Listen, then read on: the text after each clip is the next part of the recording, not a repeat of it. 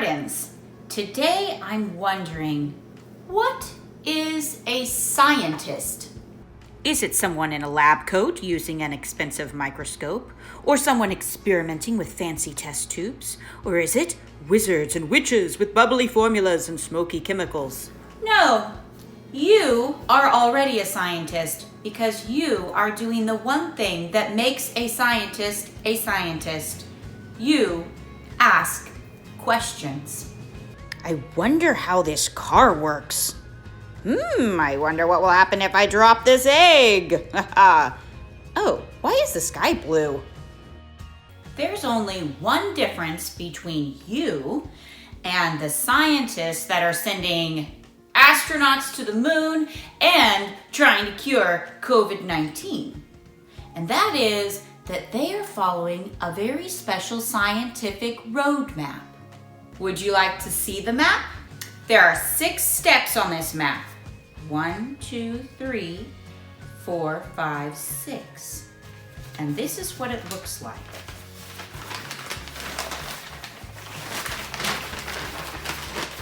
It's called the scientific method. The first step, you ask a question.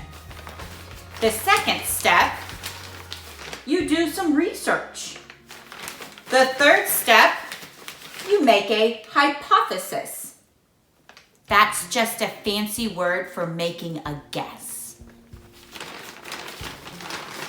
The fourth step, you do the experiment. The fifth step, you make observations. And the sixth and final step is you get a result or a conclusion, which means you get an answer to your original question. It all starts just by asking a question. So now we're going to practice those 6 steps by saying them out loud without using the poster, so that you guys can be like the scientists sending astronauts to the moon. I'm going to be using a little bit of sign language to help you remember these. First of all, I've been showing you 1, 2, 3, 4, 5, 6. That's sign language. And so we're going to continue using a little sign language. If you see me do this, it means to read. And I'm going to do that sign when we say the word research. I'm also going to use the sign which means smart. Okay? So let's see if we can practice the 6 steps of the scientific method. First, we ask a question, then we do a little research, which makes us smart so we can make a hypothesis. Then we have fun doing the actual experiment. And while we're doing the experiment, we have to make observations. Then we look at our observations and we have a conclusion. I used one more sign I forgot to tell you. Fun. Because the scientific method and asking questions is a lot of fun. And the fun begins by simply asking a question. That's step number 1. Fun continues through step number 2. Do a little research. Look at a book. Ooh, you'd be surprised what you can find. Look at your computer. Type in some stuff. Wow, you're learning. And then it's fun to make a hypothesis, wondering what could happen if... I don't think the egg will break if I wrap it in this towel. That's a great hypothesis. Let's have fun doing the actual experiment. And kerplop. Whoa. Next, step number 5, it's fun to make observations. Open it up and reveal, ooh, ooey gooey egg yolk. Wah, wah, wah. Write that stuff down. And how much fun is it to get to step number 6? You got an answer to your question. Fantastic, scientists. So here we go. One more time. First, we ask a question, then we do a little research, which makes us smart so we can make a hypothesis. And then we have fun doing the actual experiment. And while we're doing the experiment, we have to make observations. Then we look at our observations and we have a conclusion. All right, scientists, let's get started. Okay, now it's your turn. Let's try it out. Let's try out the scientific method and see if it actually works. Okay, so first, we're going to ask a question. My question today is inspired by the holiday baking season. And my question is this: how can I make my bread and my rolls the fluffiest and the lightest and the airiest, most delicious things ever?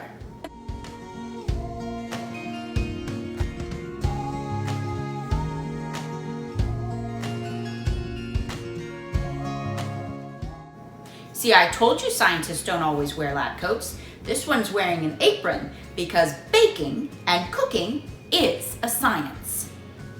Okay, now on to step number 2. Let's see. First we ask a question, then we do a little research!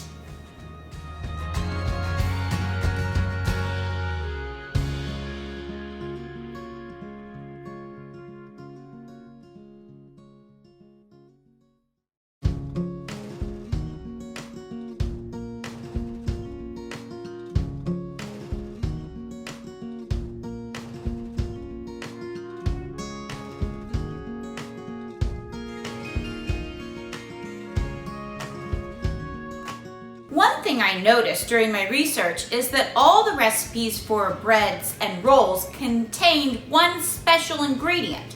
It was yeast. This is what it looks like.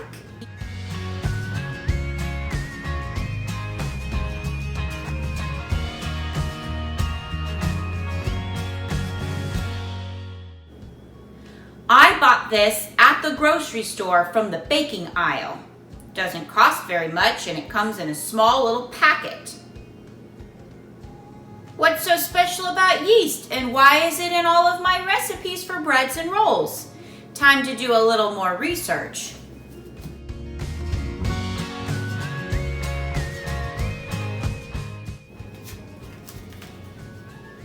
It turns out yeast is alive. Yeast is a microorganism. Micro means small and organism means living thing. So the yeast is actually a tiny living thing.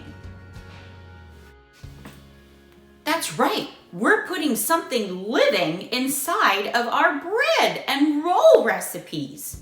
So I guess if it's alive, it is drinking and eating and breathing.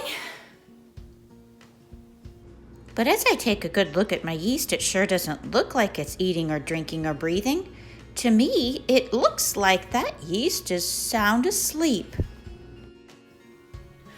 Well, how can this yeast make my breads and my rolls rise if it's sleeping? I wonder how I can wake it up. Hello, yeast. Wakey, wakey. Hello?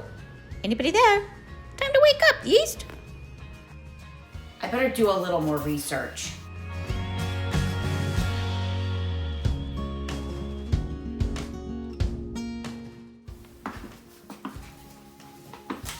Turns out that my yeast is a lot like another living thing that I have sitting around, a packet of seeds. These seeds also are suspiciously sleeping, and I do actually know the 2 things that I need to wake up these seeds. Happens to be the same 2 things I need to wake up the yeast. What are those 2 things? A little bit of water and a little bit of warmth. I found out one more kind of funny thing about yeast when I was doing my research.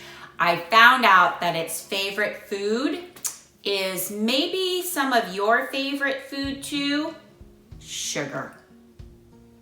And the funny thing is, when the yeast eats sugar, it kind of lets off a little burp. It's just like you or me. Sometimes when we eat, we also let off a little gas and we burp. The little gas that the yeast lets off is called carbon dioxide. And so, if I put a little yeast into my bread recipe and I add a little sugar and I mix it up with the warm water, my yeast is going to start eating the sugar and making little bubbles of carbon dioxide burps, which will in turn make my bread light and airy and fluffy.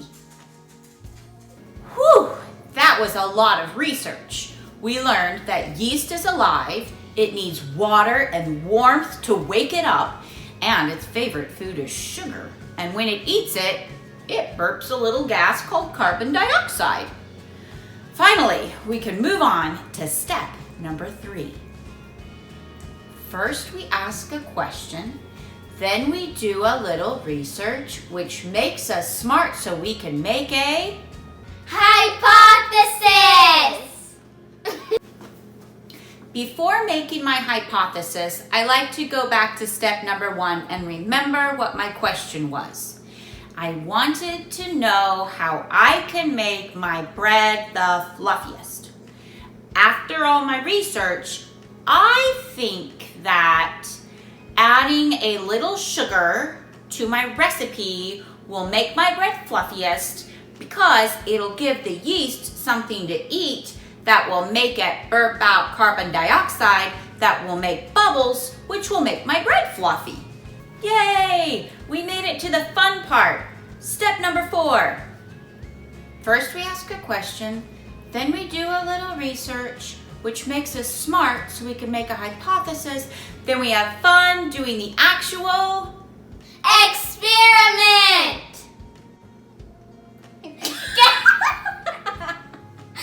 Now, before we have all that fun, we need to do a few preparations. Think of it like you're having a party. Before the party starts, you need to make a grocery list so you have all the supplies ready. And then you also need to make a plan of what's going to happen during the party so that once the party starts, all the fun happens very smoothly. So before we start the experiment, I'm going to make a list of all the stuff I need. That's called my material list. Then I'm going to make another list that tells me all the steps I need to take during my experiment. That's called my procedure. I'm going to save the actual baking of bread for another time just because we need so many ingredients. But we can still experiment with our ideas with using just a few simple supplies. So I'm going to write down my materials. I'll need balloons and water bottles and yeast and sugar and water. And then I got to think about what I'm going to do first. And what am I going to do second? And then what am I going to do third?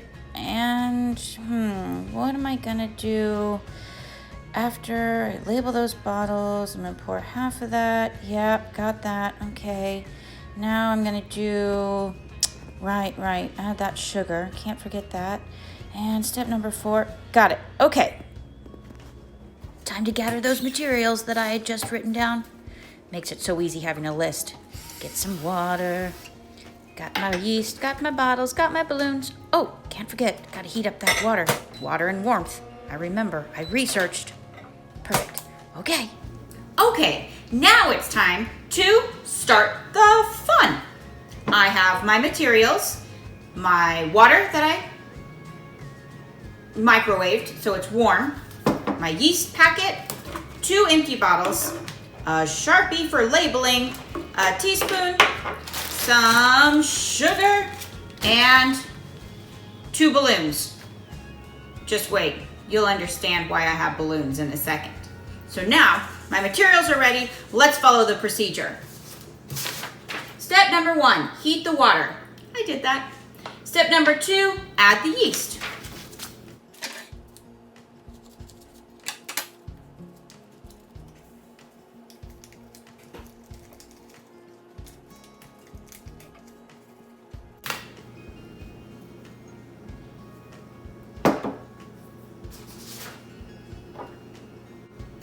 Wakey, wakey, yeast. Step number 3, label the bottles. Sharpie. One bottle I will label yeast. And the other bottle I will label sugar.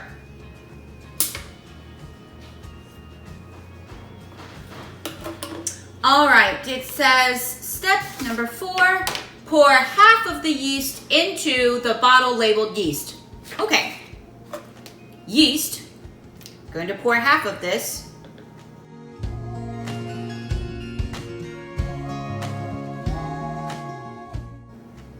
Perfect. Step number 5, add sugar to the remainder of the yeast. Sugar time. Are you ready to eat, Mr. Yeast? I need 1 teaspoon of sugar for 1 packet of yeast. Adding it here, mixing it up, and step number 6. Add the sugar and yeast mixture to the other bottle labeled sugar.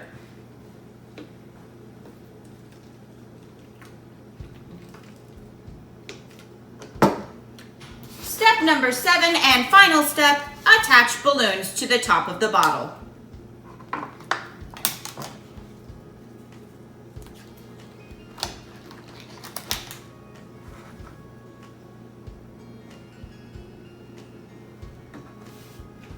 You may be curious why I attached balloons to the tops of the bottles. Well, if we're not going to watch bread rise in the oven, maybe we can watch a balloon rise.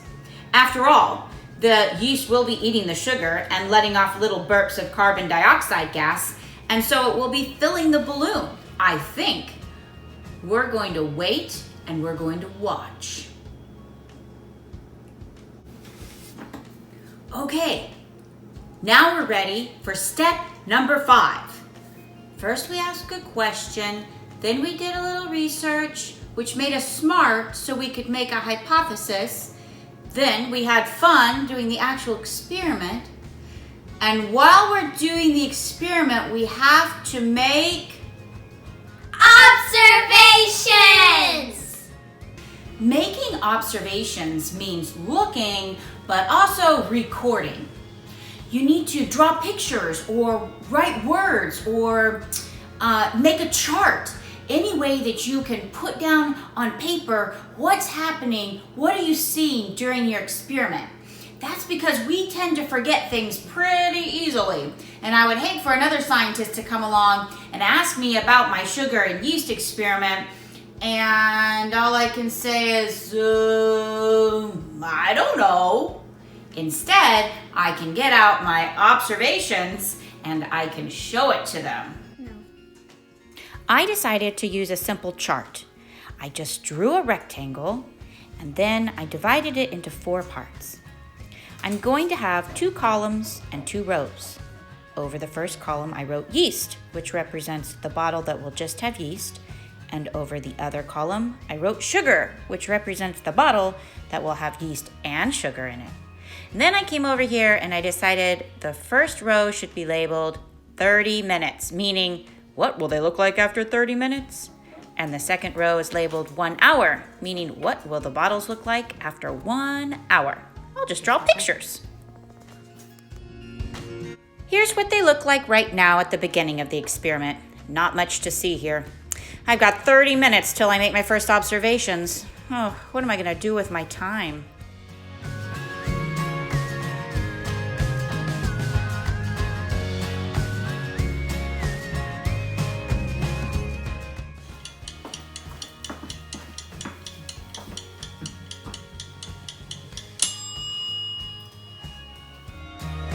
Finally, 30 minutes has passed. And whoa, it looks like the bottle with the sugar and the yeast has changed a lot. I think the yeast is eating the sugar and burping a little bit, inflating it. I better write this down. So I'm gonna draw a picture of the bottle with only yeast in it and its floppy balloon. Then I'm gonna draw the bottle with the sugar and yeast and show its inflated balloon. Wow, this has really changed after just 30 minutes. I wonder what will happen if I give it another 30 minutes. Ugh, I've got more time to kill. I wonder what I should do now.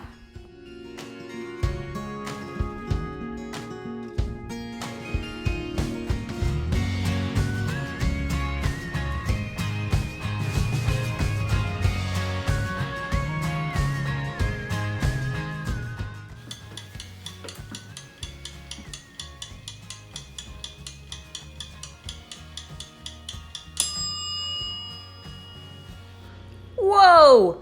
After 1 hour, take a look at this.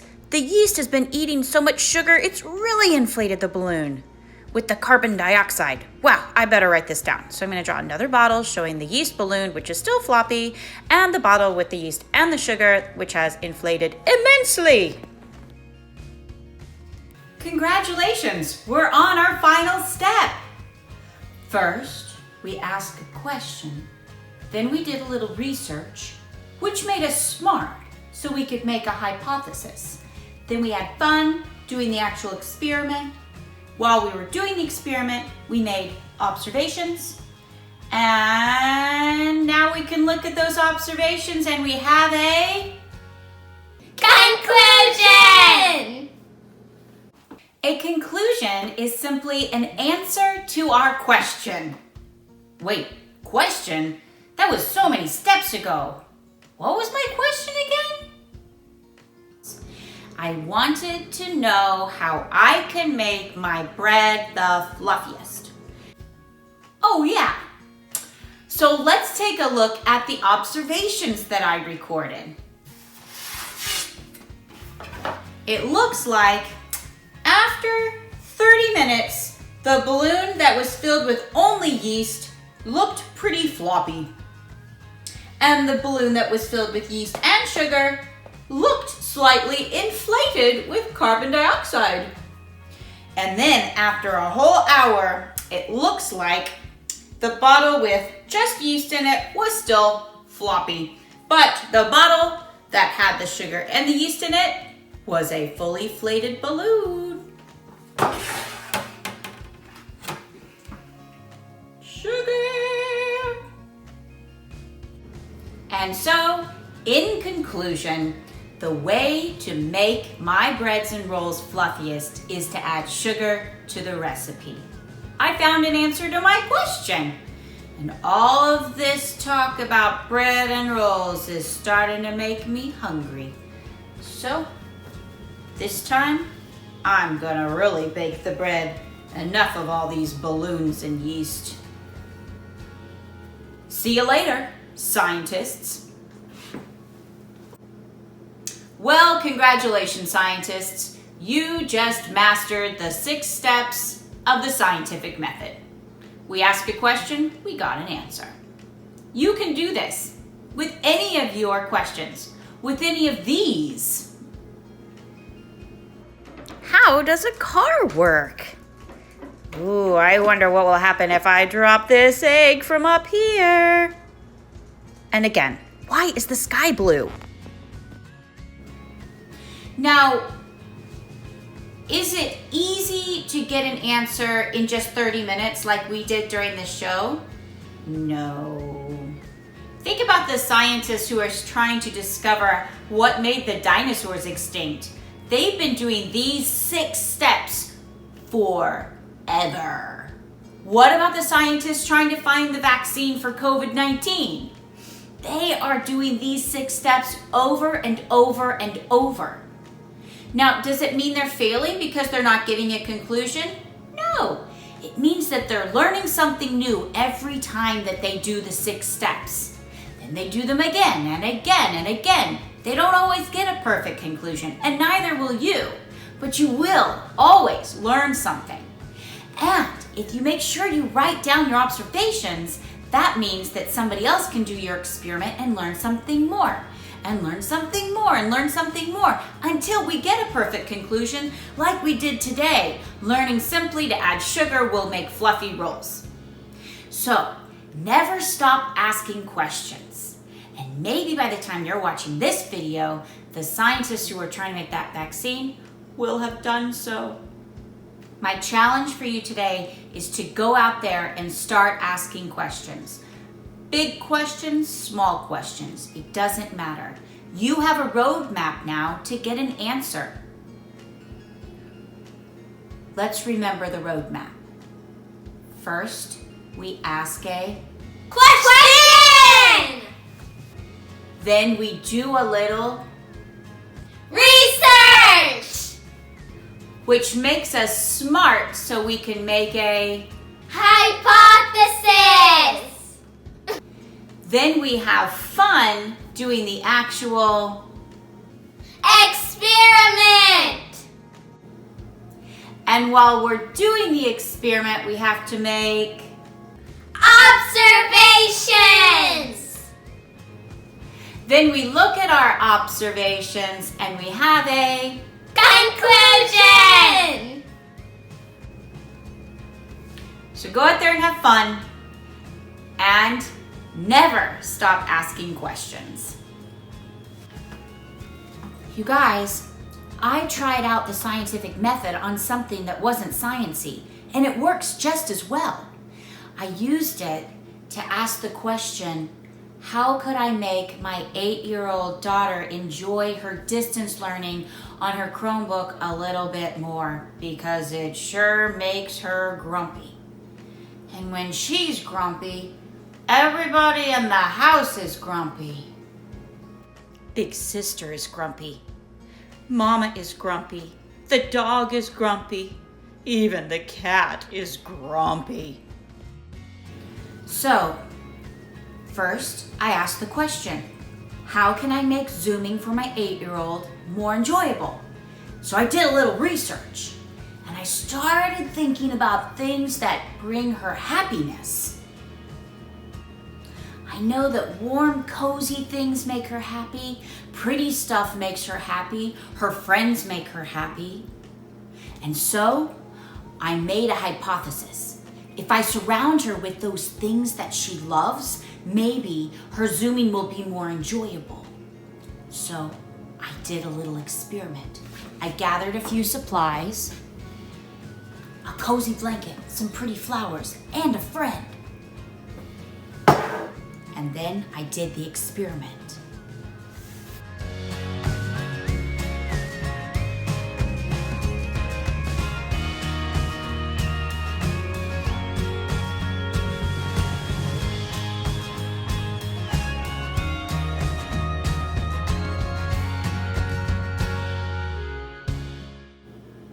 While I was doing the experiment, I was making observations of her frown turning upside down. And then it was contagious. Big sister's frown turned upside down, and then Mama's frown turned upside down. Even the dog's frown turned upside down, and the cat was feeling a lot less grumpy. And so I knew I had a conclusion. How can I make my 8-year-old daughter enjoy her distance learning on her Chromebook more? Surround her with things that she loves. Speaking of things that she loves, we've come to the part of our program where it's time to focus on things that you love. It's called appreciations. I want you to take a moment to think about things that bring you joy. Maybe it's a cozy blanket, or maybe it's something pretty. Take a moment to think about something that you feel really thankful is in your life. Okay, fill your body with that joy that you're feeling right now thinking about that thing. And go out for the rest of your day filled with that joy as you start asking questions and following the scientific method. I'll see you next time, scientists. Bye-bye.